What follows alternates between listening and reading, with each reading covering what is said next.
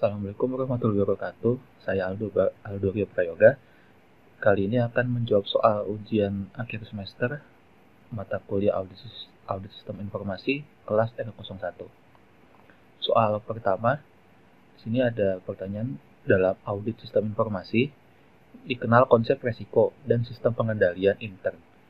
Resiko merupakan kondisi atau kejadian yang dapat berdampak negatif pada hasil suatu kegiatan. Resiko berpotensi timbulnya kerugian. Terus jelaskan berbagai kemungkinan resiko yang terjadi pada perusahaan atau organisasi.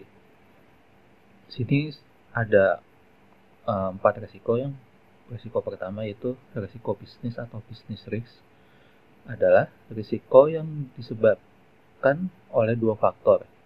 Pertama, faktor internal seperti permasalahan karyawan, risiko dalam peralatan, keputusan yang tidak tepat, dan kecurangan manajemen. Dan kedua, ada faktor eksternalnya, seperti perubahan kondisi perekonomian, munculnya pesaing baru yang kuat, dan perubahan tingkat kurs. Dari kedua faktor tersebut berakibatkan kemungkinan tidak tercapai tujuan dari sebuah organisasi atau perusahaan. Berikutnya, B ada risiko bawaan atau inherent risk, adalah penetapan auditor akan kemungkinan adanya kekeliruan dalam segmen audit yang melampaui batas toleransi sebelum memperhitungkan faktor efektivitas pengendalian intern. Yang ketiga, C, ada risiko pengendalian atau control risk, adalah risiko yang bisa timbul akibat kelemahan sistem pengendalian intern atau SPI, entah karena desainnya yang lemah atau pelaksanaannya yang tidak sesuai. Desain terus tidak mampu mencegah potensi salah saji bersifat material dan atau penggelapan meskipun sudah ada pengendalian. Yang keempat, D, yaitu risiko deteksi atau detection risk. Risiko yang terjadi karena prosedur audit yang dilakukan mungkin tidak dapat mendeteksi adanya error atau adanya kemungkinan fraud. Terus pertanyaan nomor 2, yaitu jelaskan langkah-langkah mengaudit sistem operasi Windows. Sini ada langkah-langkah audit sistem operasi klien Windows. Yang pertama, tentukan apakah klien menjalankan firewall yang disediakan perusahaan. Maksudnya, menjalankan perangkat lunak selain dari perangkat lunak yang disediakan oleh perusahaan dapat menyebabkan ketidakstabilan di lingkungan perangkat lunak perusahaan tersebut pada laptop atau desktop. Dan jika gagal, memiliki firewall menjadikan klien terkena serangan jaringan dari malware atau orang iseng yang ingin tahu. Langkah kedua, tentukan apakah klien menjalankan program antivirus yang disediakan oleh perusahaan. Nah, jika menjalankan perangkat lunak antivirus lain dari perangkat lunak yang disediakan oleh perusahaan, dapat menyebabkan ketidakstabilan di lingkungan perangkat lunak perusahaan pada laptop atau desktop. Kegagalan untuk memiliki perangkat lunak antivirus dapat memungkinkan kode berbahaya atau alat peretasan untuk dijalankan di komputer yang melanggar kebijakan perusahaan tersebut. Langkah ketiga, tentukan apakah klien menjalankan solusi patch management yang disediakan perusahaan. Sekali lagi, menjalankan perangkat lunak selain dari perangkat lunak yang disediakan perusahaan dapat menyebabkan ketidakstabilan di lingkungan perangkat lunak perusahaan pada laptop atau desktop. Kegagalan untuk memiliki solusi manajemen patch yang disediakan perusahaan dapat mencegah klien dari menerima patch terbaru yang memungkinkan kode berbahaya atau alat peretasan untuk berjalan di komputer tersebut.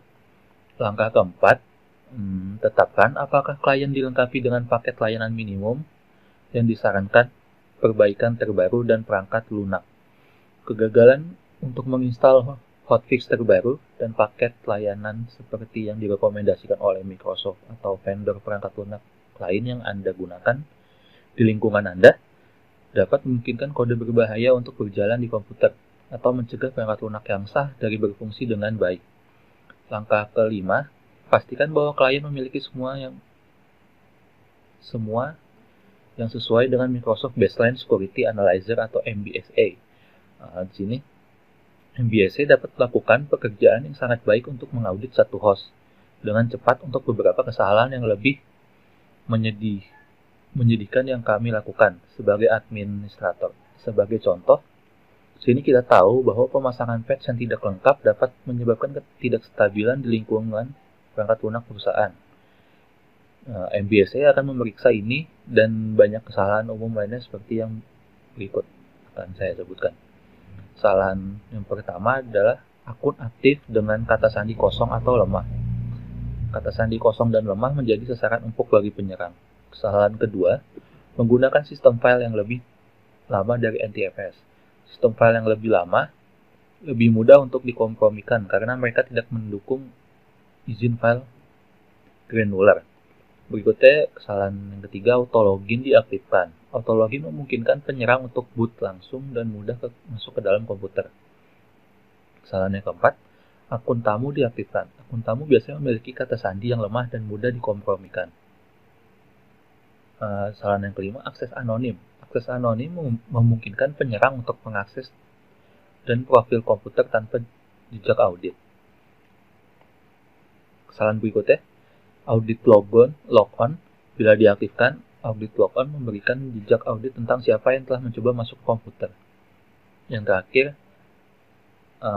jika IIS diaktifkan, IIS rumit untuk dikonfigurasi dengan benar, dan beberapa pengguna tidak akan meluangkan waktu untuk melakukan ini. Bahkan jika mereka tahu, mereka harus melakukannya. Dan langkah nomor 6, pindai sistem menggunakan pemindai jaringan kelas komersial. Pemindaian komputer dari jarak jauh memungkinkan Anda untuk memiliki gambaran yang lebih lengkap tentang kemungkinan menyelesaikan komputer daripada yang Anda dapatkan dengan hanya memeriksa semuanya secara lokal ke host. Langkah ketujuh, mengevaluasi kontrol keamanan fisik selama walkthrough.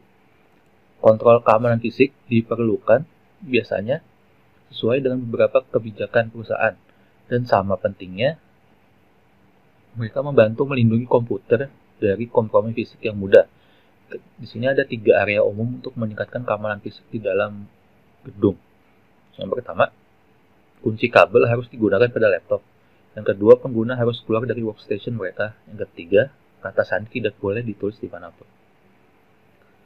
Berikutnya adalah soal nomor 3. Yaitu jelaskan istilah berikut. Yang pertama, routers.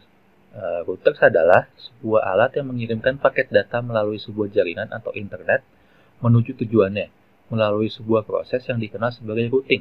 Proses routing terjadi pada lapisan 3, yaitu lapisan jaringan seperti internet protokol dari stack protokol 7 lapis OSI atau OSI. Yang kedua, switch. Switch adalah perangkat jaringan yang beroperasi di OSI layer 2. Data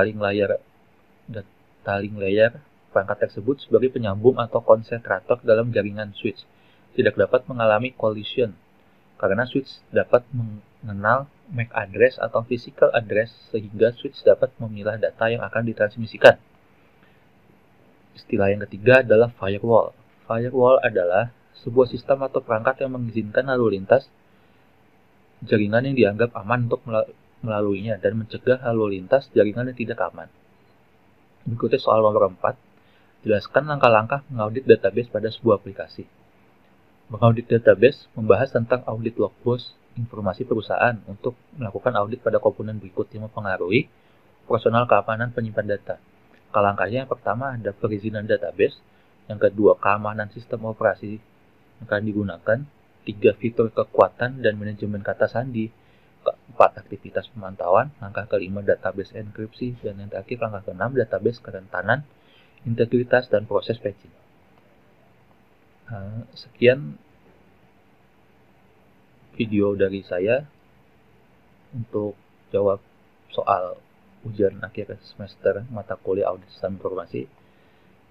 Terima kasih atas perhatiannya. Wassalamualaikum warahmatullahi wabarakatuh.